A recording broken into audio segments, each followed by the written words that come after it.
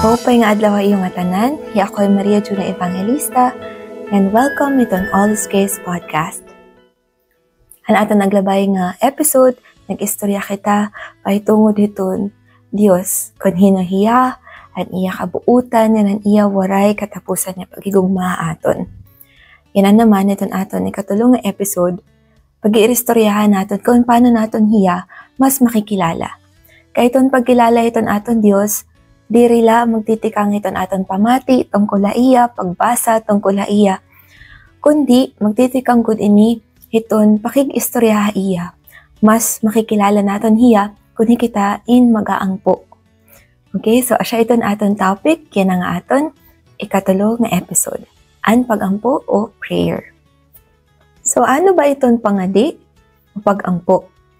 Nasa ring hi Dr. Ralph Martin, isang Catholic na author. Sa iton akon mga paborito nga authors, nasa ring hiya nga, prayer is simply paying attention to God.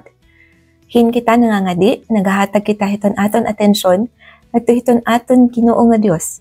Hiton aton Dios Amay nga maaram kita nga nahigugmaha aton. Kaya ano nga kinahanglan naton magampo? Kaya ano nga bisan hiton aton Dios Amay, en labi nga maaram, kinahanglan lagihap naton, igyakan na iya iton aton mga karuyag sidngon. Kay iton aton Dios Amay, sugar iton usa nga buutan nga kag-anak, nga nahigugma hinduro ha aton, inalilipay, nga hikita nag-iistorya ha iya. When we love someone, we want to spend time with them. So iton aton Dios, He also wants to spend time with us. So hikita, nagaampo kita, hiya inalilipay, bisan paano iton aton igyakan na iya. Especially, labi na good kung honest kita, no? Nagsusumat kita iton kamatuuran. Bisan kita nag-iisog, bisan kita nasusubo, bisan pa kita nag-aaraba, o kung ano pa man, basta tikang iton aton kasing-kasing, ang Diyos inamamati ha aton. Usa pa, sukaran akon sa ring kanina, na iton pangadi nakakabulig para mas humilarom iton aton pagkilala iton aton Diyos. Diri kita masaring nga nahigugma kita iton usa nga tawo, kung diri kita nagahatag hiton panahon ha iya. So sugad gihapon hiton aton Ginoo nga Dios. Kinahanglan naton magkamay adahin hilarom nga relasyon hiton aton Ginoo nga Dios para mas kumilala kita ha iya. So nahinanabo iton pinaagi hiton pagampo, pinaagi hiton paghatag hiton panahon ha iya. Kinahanglan naton taganhin importansya, hin prioridad ini nga oras hiton aton pagampo. So, iton pangadi, hindi para hiton Dios, in a sense nga, diri nadudugnan iton iya gahom, iton iya power, iton iya glory, kung ikita'y nangangadi ha iya. Iton pangadi is actually para ha aton. Kay kung waray iton Dios, waray kita. Nga nagpapakita la iton, nga kinahanglan naton iton Dios, iton nga tanan nga panahon. So, ngan usa pa, iton prayer na kapagbabago ha aton. Kaya iton pangadi, diri la iton pakig-istorya iton Dios. Parot communication, na kinahanglan, two-way, diri lang nga nakikig-istorya kita, kundi kita gihapon na mamati. So, kung kita nagbabasa iton Biblia, ni kita nangangadi, nababatian naton iton, tingog iton Ginoo, nga nagtututdo iton aton kada adlaw nga kinabuhi. Ngahin, pinaaga iton dida, nagbabago kita, labi na kung aton ginbubuhat ini nga aton nababasa Biblia. Para akon, importante iton pangadi kay natanan krasya la iton Ginoo nga Dios. Kita maaram gud kita iton kinabuhi, madagmit magbago. Pwede mawara iton kinabuhi. No, usala ka, snap, pwede mawara aton nga tanan. So, kinahanglan naton magpasalamat, mag-aruhin pasaylo.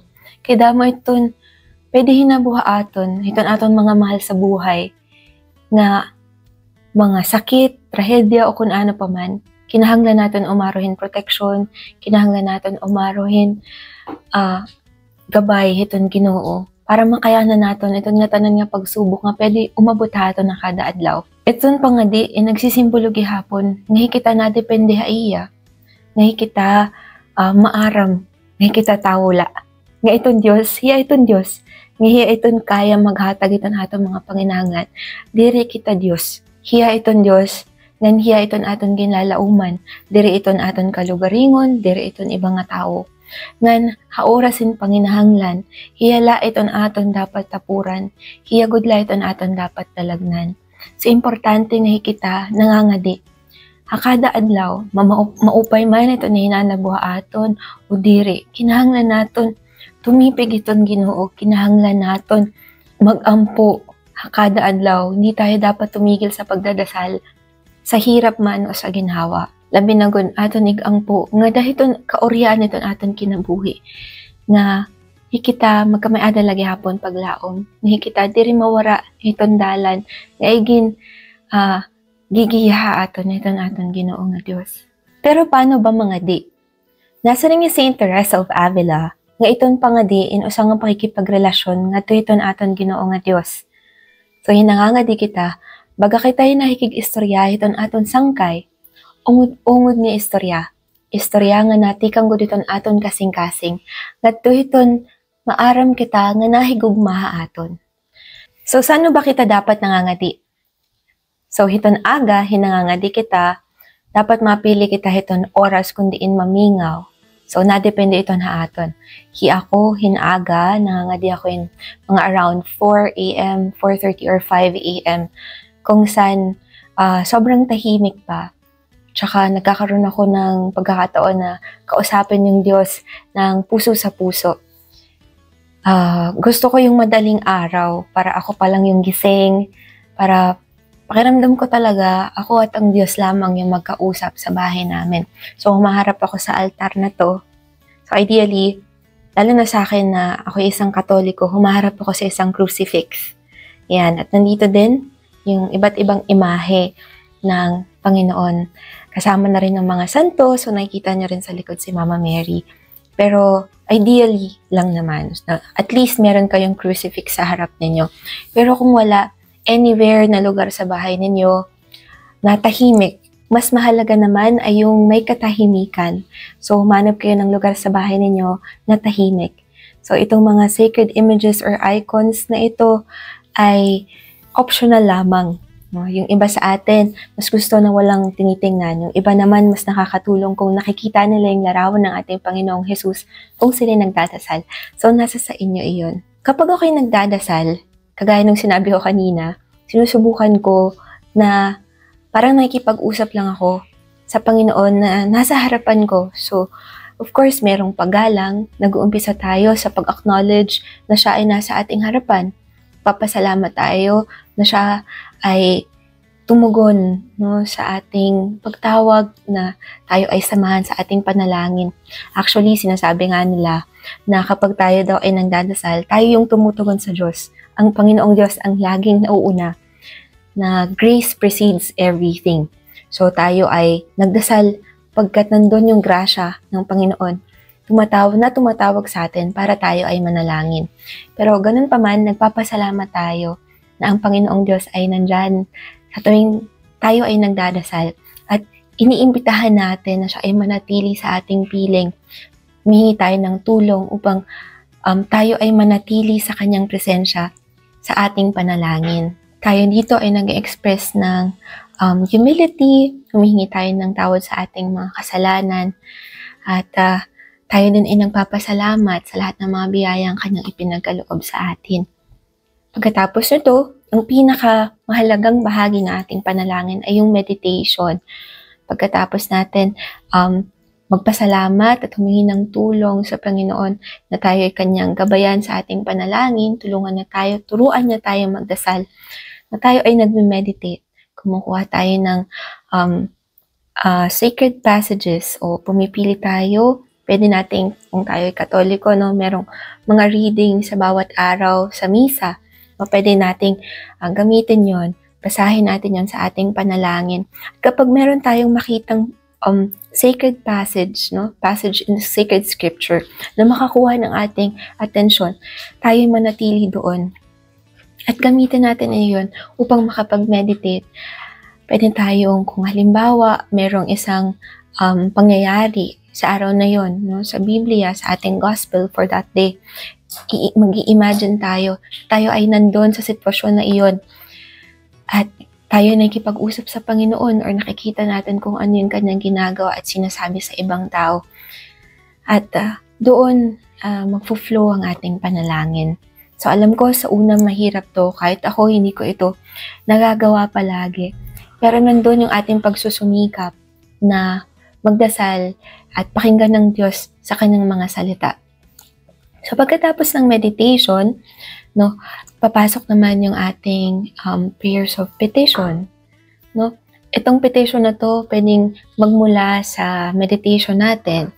Halimbawa, kung yung mensaheng nakuha natin sa gospel sa araw na to ay yung magsilbi tayong liwanag, no? Like a lamp, no? Ilabas natin that we would shine and show to other people yung kanyang pag-ibig. Sana gamitin tayo ng Diyos na tulad ng isang lampara para maipakita sa ibang tao yung pag-ibig niya, no?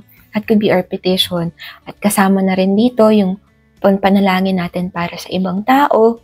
Dapat na inananalangin tayo para sa ating mga kapamilya, sa lahat ng mga tao na sa tingin natin ay kailangan ng ating panalangin, sa buong mundo, sa mga tao na hindi nakakilala sa Panginoong Diyos, sa mga kaluluwa sa purgatorio, halimbawa, lahat sila ay dapat nating ipanalangin. Huwag din natin kalimutan ang ating sarili at ang ating mga pangangailangan. Manalangin tayo na tayo ay mamatay, halimbawa, nasa piling ng Panginoon na diri kita bumaya, itong iya dalan, itong iya grasya. Kung ano pa man iton aton mga karuyag igang po iya. Most especially para akon aton igang po nga iton iya kaburuton iton maghati for His will to be done in our lives. Kasi kahit na meron tayong panalangin at hindi yon yung mangyari, kung ang kalooban ng Diyos ang maghahari, alam natin na para iyon, lagi iyon sa ating mangyayari iyon para sa ating kabutihan. So maaari tayong magtiwala na mabuti man o hindi ang nangyayari sa buhay natin sa bawat araw, lahat iyon ay kayang gamitin ng Diyos para sa ating kabutihan. Ang huling bahagi ay yung resolution. No? Iton aton pangadi, dapat diri kita tumugot no, nga matitimahiya nga waray naton, na hunahunaan nga, pwede mabuhat para iton Diyos. Nga pagbago, iton aton kinabuhi. So kung halimbawa, mahilig kita magmarites, mahilig kita maglinibak itong ibang nga tao, pwede natin himo nito nga resolution nga, Panginoon, tagi ako nimuhin grasya nga di rin ako magpinanlibak itong ibang nga tao, no? So amoy ni iton nakakahatagi hapon natin hin kusog, hin grasya nga makagtikang iton kada adlaw nga maupay nga iton aton kaburuton maaram kita iton aton will is in line with God's will. Kasi in our prayer, nagdadasal tayo na magbago yung mga masasama natin na mga gawain. And because of that, we are able to please the Lord and we are able to do His will. And para akon, at the end of the day, itong pinaka-importante, nga iton aton pag-ampo, nakakabulig aton, nga buhaton iton kaburuton iton aton Ginoo nga Dios. Hakaorhian, nangangadiakuhan, morning offering, kundi ginahalad ko ito naton Ginoo nga Dios ang tanan, akon paghuna-hunaon, bubuhaton o yayak nun nga tuhaiya.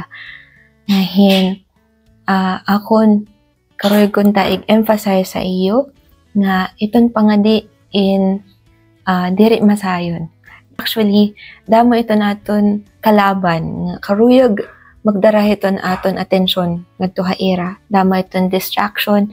So kung kita ma-distract iton aton pangadi, ayaw kita maging discouraged. Let us not be discouraged kapag nadidistract kita iton aton prayers. Let our distractions bring us closer to God. So kung halimbawa kita nangangadi, tapos bigla na hinumduman naton sa nga trabahoon, dadun naton iton Ginoo, no? Kung ano man iton ng mga distractions, aton iton igbalik, gamiton para may ibalik iton aton attention, iton aton Diyos. Iton aton Ginoo nga Diyos na kilala aton. Kagaya ng mga sinabi ko sa mga dumaan na episode, ang Panginoon, kilala tayo, yung ating mga kahinaan. So huwag tayong matakot na magkamali, huwag tayong matakot na hindi maging perpekto yung ating panalangin. Sapagkat alam niya kung sino tayo, kung ano yung ating mga kakayahan. Hindi yun sa haba ng dasal, hindi yun sa dami ng ating sinabi. Diri iton hiya kung memoryado ba naton o diri. ito naton pag-ampo, dito niya kung in English, no tinagalog or binaray, ada ito aton atensyon, hinikita na nga di. And ada ito nito naton atensyon, adto ito naton Ginoo nga Dios, naton kaistorya, hinikita na nga di.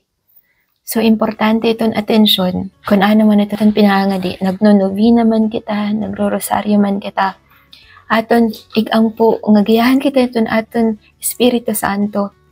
Para, bisa nawawala kita, nadidistract kita. Itong aton atensyon, nagsisaling kita, for example, amay namon, kada word nga aton ginyayahan, ada itong aton atensyon, ginyayakan natin itong nga may paghikugma, kinyayakan natin iton, ngadto iton aton Ginoo nga Dios. So, babalikon ko, hakaorhian, grasya lang nga tanan iton Dios. Ayaw kita kahadlok, ayaw kita kabaraka. Ngayon, pag-ampo kita, kaya ito naton Ginoo nga Dios, nagtatawag ha aton. Ngayon, kunta ay kita nga tanan, bumaton hini nga iya pagtawag.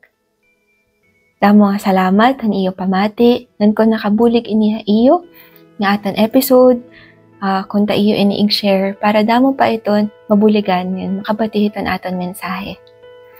Damo nga salamat, yan tubtob nga hawiton sunod.